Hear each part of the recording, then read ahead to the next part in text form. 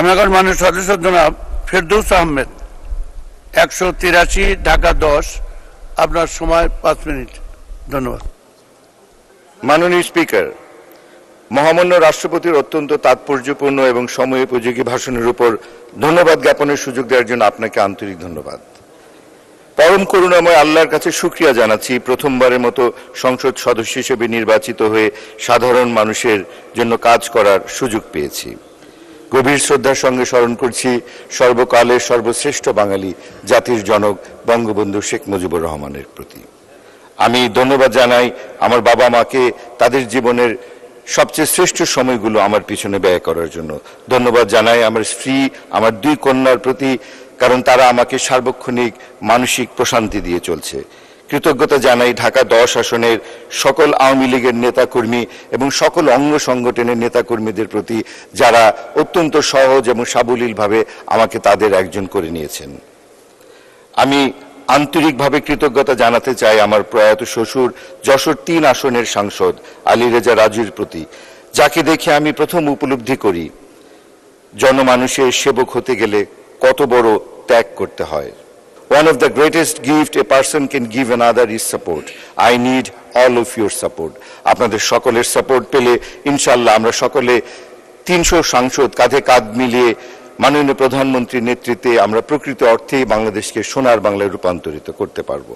এই যে নবীন ও মহিলা ভোটারদের কথা বলা হয়েছে, আমি আমার নির্বাচনী এলাকা ঢাকা 10-এ দেখেছি তরুণ প্রজন্মের ভোটার এবং নতুন ভোটারেরা কত উৎসাহ উদ্দীপনার মাধ্যমে ভোট কেন্দ্রে এসেছেন।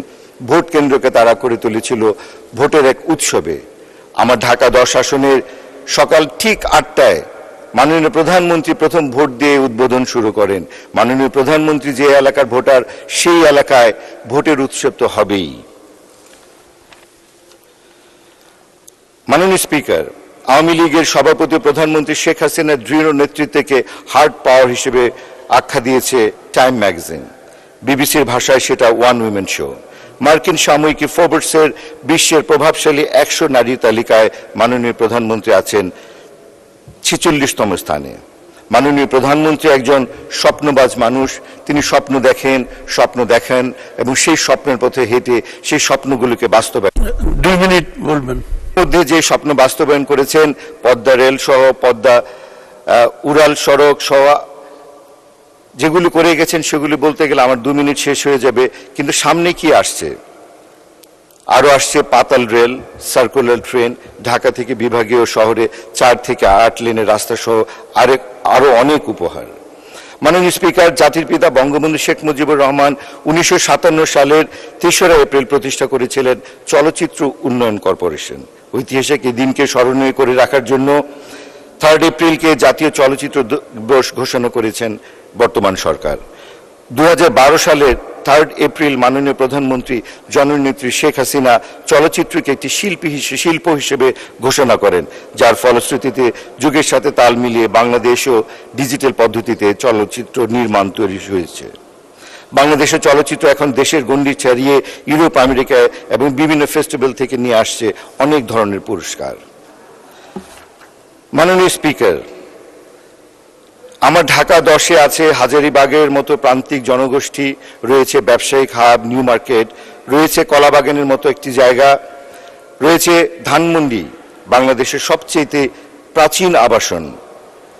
আজ এই পবিত্র সংসদে দাঁড়িয়ে আমি আমার ঢাকা 10 আসনের বিজয়ী নৌকাকে মহাকালের মহানায়ক জাতির জনক বঙ্গবন্ধু শেখ মুজিবকে উৎসর্গ করলাম। আমি মনে প্রাণে বিশ্বাস করি এই ঢাকা 10 আসন বঙ্গবন্ধু শেখ মুজিবুর রহমানের আসন, কারণ জাতির জনক তার জীবনের শ্রেষ্ঠ সময় কাটিয়েছেন এই 32 নম্বরের বাড়িতে। তার জীবনের শেষ সময়টুকু কাটিয়েছেন এই 32 বাড়িতে। এখান থেকে রচিত হয়েছে আমাদের ইতিহাস। এই ইতিহাস ভুলে যাব আজ আমি কি সেই সন্তান, যখন আমার জনকের নাম শেখ মুজিবুর রহমান। আমি এই মহান সংসদে দাঁড়িয়ে অঙ্গীকার করছি মাননীয় প্রধানমন্ত্রী দেশরত্ন শেখ হাসিনার দিক নির্দেশনায় বঙ্গবন্ধু শেষ করুন। আমি এই মহান সংসদে দাঁড়িয়ে আজ অঙ্গীকার করছি মাননীয় প্রধানমন্ত্রী দেশরত্ন শেখ হাসিনার দিক নির্দেশনায় বঙ্গবন্ধুর সোনার বাংলার বিনির্মাণে নিরলসভাবে মানব কল্যাণে কাজ করব। ইনশাআল্লাহ আমরা সফল হব এবং বিশ্ব দরবারে মাথা উঁচু করে দাঁড়াতে পারবো। এগিয়ে যাচ্ছে বাংলাদেশ, এগিয়ে যাবে বাংলাদেশ। মাননীয় প্রধানমন্ত্রী, আপনি এগিয়ে যান, আমরা আছি আপনার পাশে, পুরো বাংলাদেশ আছে আপনার সাথে। জয় বাংলা, জয় বঙ্গবন্ধু, জয় হোক বাংলাদেশের প্রধানমন্ত্রী দেশরত্ন শেখ হাসিনার। ধন্যবাদ মাননীয় মন্ত্রী। তারকা চিহ্নিত প্রশ্ন 198, মাননীয় সদস্য সৈয়দ সাইদুল হক, হবিগঞ্জ 4, আপনি উত্থাপন করুন। জি, ধন্যবাদ মাননীয় স্পিকার। মাননীয় স্পিকার, তারকা চিহ্নিত প্রশ্ন 198, জনাব জাহাঙ্গীর আলম, কুমিল্লা 3, উনার পক্ষে আমি সৈয়দ সাইদুল হক, হবিগঞ্জ 4, এই তারকা চিহ্নিত প্রশ্নটি মহান সংসদে উত্থাপন করছি। ধন্যবাদ মাননীয় সদস্য। তারকা চিহ্নিত প্রশ্ন 198 সংসদে উত্থাপিত হলো। মাননীয় ডাক, টেলিযোগাযোগ ও তথ্য প্রযুক্তি প্রতিমন্ত্রী জনাব জুনায়েদ আহমেদ পলক। ধন্যবাদ মাননীয় স্পিকার। তারকা চিহ্নিত প্রশ্ন 198 এর উত্তর আমি পাঠ করছি। মাননীয় প্রধানমন্ত্রী জননেত্রী শেখ হাসিনার ভিশন 2041 স্মার্ট বাংলাদেশ গড়ে তোলার জন্য স্মার্ট যুব সমাজ তৈরি ও কর্মসংস্থান সৃষ্টির অংশ হিসেবে পর্যায়ক্রমে দেশের 64টি জেলায় Sheikh Kamal IT training and incubation centre স্থাপনের উদ্যোগ গ্রহণ করা হয়েছে। বর্তমানে 111টি hi tech park, software technology park, Sheikh Kamal IT training and incubation centre এবং নলেজ পার্ক স্থাপন করা হচ্ছে। এর মধ্যে সরকারি উদ্যোগে 16টি হাইটেক পার্ক, 4টি সফটওয়্যার টেকনোলজি পার্ক, 71টি Sheikh Kamal IT training and incubation centre এবং একটি ফ্রন্টিয়ার টেকনোলজি পার্ক সহ মোট 92টি এবং বেসরকারি উদ্যোগে 12টি সফটওয়্যার পার্ক এবং 7টি হাইটেক পার্ক সহ মোট 19টি পার্ক স্থাপন করা হচ্ছে। ইতিমধ্যেই সরকারি উদ্যোগে চালুকৃত 18টি পার্কে দেশি বিদেশি 192টি প্রতিষ্ঠান ব্যবসায়িক কার্যক্রম শুরু করেছে।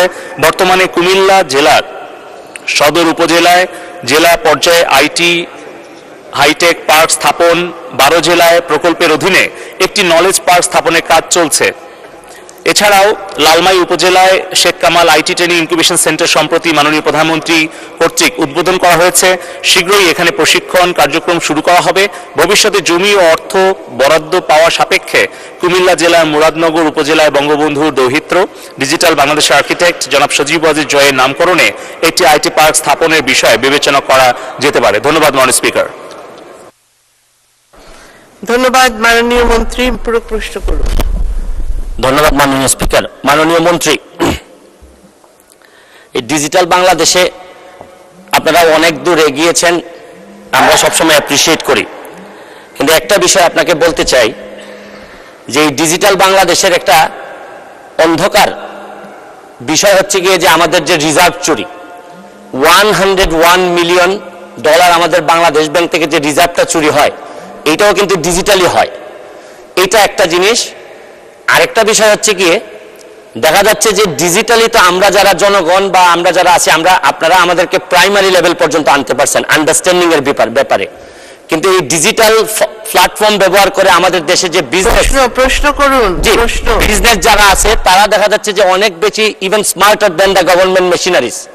এই ক্ষেত্রে আপনারা যে ডেভেলপমেন্টটা হচ্ছে এটার সাথে সাথে প্রোটেকশন লেভেলটা ওই জায়গায় আমরা নিতে পারতেছি কিনা, যাতে গভর্নমেন্ট মেশিনারি সবসময় smarter than the other companies থাকে। ধন্যবাদ মাননীয় স্পিকার। ধন্যবাদ মাননীয় সদস্য। মাননীয় মন্ত্রী। ধন্যবাদ মাননীয় স্পিকার। খুবই গুরুত্বপূর্ণ প্রশ্ন, কারণ গত 15 বছরে যেই দ্রুত সময়ের মধ্যে যে ব্যাপকভাবে ডিজিটাইজ হয়েছে, আমাদের এখন 52,000 ওয়েবসাইট, আমাদের 2,500 সেবা ডিজিটাইজ করা হয়েছে, আমাদের ডিজিটাল নথি, ইলেকট্রনিক নথির মাধ্যমে আমাদের প্রায় বলতে গেলে 13,000 অফিসে প্রায় 1.5 লক্ষ কর্মকর্তা তারা পেপারলেস ফাইল ম্যানেজ করছে, এবং আমাদের ট্রানজ্যাকশন অর্থাৎ মোবাইল ফাইন্যান্সিয়াল ওয়ালেট, আমাদের ইলেকট্রনিক পেমেন্ট ট্রানজ্যাকশন, এবং গত বছর মাননীয় আইসিটি উপদেষ্টা ইন্টারঅপারেবল ডিজিটাল ট্রানজ্যাকশন প্ল্যাটফর্ম বিনিময়, যেটি একটি যুগান্তকারী পদক্ষেপ, যার ফলে আলটিমেট যে আমাদের সম্পূর্ণ ক্যাশলেস সোসাইটির দিকে আমরা যাব, সেখানে আমরা দ্রুত এগিয়ে যাচ্ছি। সেখানে কিন্তু আমরা 2016 সালে একটা মারাত্মক একটা ক্ষতির সম্মুখীন হই, যেটা মাননীয় সংসদ সদস্য মহোদয় বলছিলেন। আমার জানা মতে আমাদের কেন্দ্রীয় ব্যাংক থেকে সেই সময়ে $81 মিলিয়ন আর কি সাইবার হামলার মাধ্যমে চুরি করে নিয়ে গিয়েছিল। একটা দেশ থেকে সাইবার হামলা পরিচালনা করা হয়, বাংলাদেশ থেকে টাকা নিয়ে আরেকটা দেশে নিয়ে যাওয়া হয়, সেইখান থেকে কিন্তু সেই সাইবার অপরাধীরা আরেকটা জায়গায় টাকাটা ট্রান্সফার করে নেয়। তার মধ্যে অল্প কিছু টাকা আমরা আনতে পেরেছি, এখনো অধিকাংশ টাকা কিন্তু আমরা ফেরত আনতে পারিনি। তারপরে আমরা উপলব্ধি করতে পারলাম যে বাংলাদেশের জিডিপি যেভাবে বড় হচ্ছে, আমাদের ওভারঅল টোটাল জিডিপি সাইজ এখন প্রায় $450 বিলিয়ন, আমাদের জিডিপি গ্রোথ খুব স্টেবল, আমাদের পার ক্যাপিটা ইনকাম বেড়ে এখন $2800 উন্নীত হয়েছে, আমাদের যে ডিজিটাল প্ল্যাটফর্মে আর্থিক লেনদেন, এ কারণে আমাদের তথ্য এবং অর্থের উপাত্তের সুরক্ষাটা অত্যন্ত প্রয়োজনীয় হয়ে দেখা দিয়েছে। এবং মাননীয় স্পিকার, মাননীয় সংসদ সদস্য যথেষ্টই বলেছেন যে বলা হচ্ছে data is the next well, অর্থাৎ তেল গ্যাসের চেয়েও অনেক বেশি মূল্যবান আসলে সম্পদে পরিণত হচ্ছে তথ্য, অর্থ এবং উপাত্ত। যে কারণেই কিন্তু আমাদের সাইবার সিকিউরিটি অ্যাক্ট আমরা প্রণয়ন করেছি এবং 16 সালের পরে কিন্তু বড় ধরনের কোনো আর হামলা আমরা শিকার হইনি, কারণ আমরা একদিকে ডিজিটাল লিটারেসি তৈরি করছি আমাদের ছাত্রছাত্রী নাগরিকদের জন্য, অপরদিকে মাননীয় স্পিকার আমাদের সাইবার সিকিউরিটি অ্যাওয়ারনেস বৃদ্ধি করছি, আমাদের প্রযুক্তিগত সক্ষমতা তৈরি করেছি, আমাদের কম্পিউটার ইনসিডেন্ট রেসপন্স টিম কাজ করছে, আমরা 34টি প্রতিষ্ঠানকে আমরা ক্রিটিক্যাল ইনফরমেশন ইনফ্রাস্ট্রাকচার হিসেবে ডিক্লেয়ার করেছি এবং তাদের নিয়মিত আমরা প্রশিক্ষণ এবং তাদের সক্ষমতা বৃদ্ধির চেষ্টা করছি এবং কঠোর আইনের প্রয়োগ সহ আমরা কিন্তু আন্তর্জাতিক একটা সমঝোতার মধ্য দিয়ে Bharat, America, Japan, south Korea অনেকের সাথে আমরা সমন্বয়ের মাধ্যমে পারস্পরিক সমঝোতা, সাথে সাথে যে মাল্টিন্যাশনাল কোম্পানিগুলো আছে তাদের সাথে যোগাযোগের ভিত্তিতে কিন্তু আমরা আমাদের সাইবার জগৎটাকে নিরাপদ রাখার জন্য চেষ্টা করছি। তবে অবশ্যই আর্থিক লেনদেন, সোশ্যাল মিডিয়া অ্যাকাউন্ট ম্যানেজমেন্ট, এই ডিজিটাল লিটারেসিটা আমাদের খুবই প্রয়োজন। এই ক্ষেত্রে আমার অনুরোধ থাকবে মাননীয় স্পিকার আপনার মাধ্যমে, আমরা শিক্ষা মন্ত্রণালয়ে পাঠ্যপুস্তকে আমাদের ডিজিটাল লিটারেসিটা যদি অন্তর্ভুক্ত করতে পারতাম তাহলে অনেক দ্রুতই কিন্তু শৈশব কৈশোর থেকে আমরা আমাদের ভবিষ্যৎ স্মার্ট নাগরিকদেরকে আমরা ডিজিটালি লিটারেট করে গড়ে তুলতে পারতাম, সাইবার সিকিউরিটি ব্যাপারে অ্যাওয়ার করতে পারতাম। পাশাপাশি আমরা একটা নতুন ওয়েবসাইট করেছি গেমিফিকেশন ইন এডুকেশন, সেটি হাসিনা অ্যান্ড ফ্রেন্ডস .gov.bd, যেখানে কিন্তু বিভিন্ন 3টা সেগমেন্টে শিশু, কিশোর, কিশোরী ছাত্রছাত্রীদের জন্য দেশের ইতিহাস, ঐতিহ্য, মূল্যবোধ, নৈতিকতার পাশাপাশি আমরা ডিজিটাল লিটারেসি শেখানোর ব্যবস্থা করেছি। তাই আমি সকল শিক্ষা প্রতিষ্ঠানের শিক্ষক